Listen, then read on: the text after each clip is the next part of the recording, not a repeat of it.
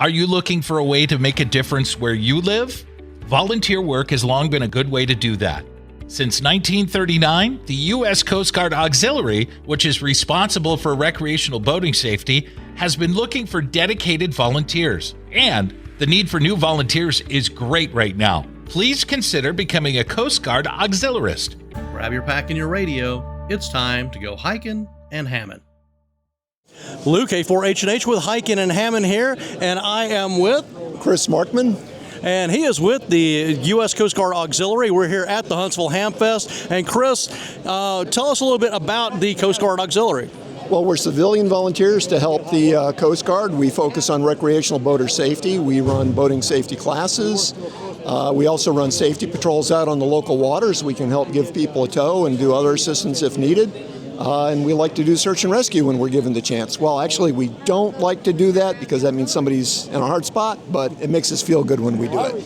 Yeah, hopefully you're not doing too much search and rescue. So for amateur radio operators, if they wanted to volunteer with the Coast Guard Auxiliary, what kind of role could they expect to play? So we actually have a position for which I'm qualified. It's called telecommunications operator or radio operator. You can come out and cover a radio net when we have several boats out doing a patrol or a safety event. And then we also have a high-frequency stations which, for instance, inland here, we monitor high-frequency stations that go out to sea because the assumption is if we can hear them inland, then we can get on the phone and report them to the Coast Guard if there's problems where a boat out at sea couldn't do that. So we're actually an important part of monitoring for ships at sea. Okay, so would an amateur radio operator need any prior military service or anything like to volunteer for the Coast Guard Auxiliary?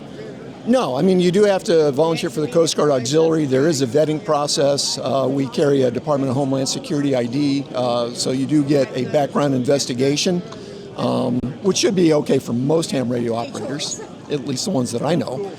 I know some of you wouldn't qualify. But yeah, that's available. I thought there was one other thing I had mentioned, but now I'm forgetting it. Oh, well. So if somebody's interested in volunteering for the Coast Guard Auxiliary, where can they go to find more information apart from this beautiful information desk that you have here at the Hamfest? You can go online to the Coast Guard Auxiliary.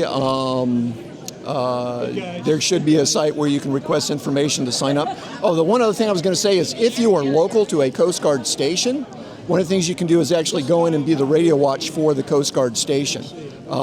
You have to do the TCO qualification, and then there's a local Coast Guard qualification, including learning to draw the entire op area, because when somebody calls up and says, I'm by such and such a point, they don't want you fumbling around on a map. So it's actually fairly involved, but there are a lot of auxiliaries that do that. So if you're coastwise or near a local station, they really need your help. Well, there you go. There's an opportunity for public service. One of the things that we are chartered as amateur radio operators to do is provide community service and emergency services. And here's a chance to do that outside of the typical Aries construct or something like that. You can help out with the United States Coast Guard Auxiliary. Chris, thank you so much for your time. Appreciate it. Thank you.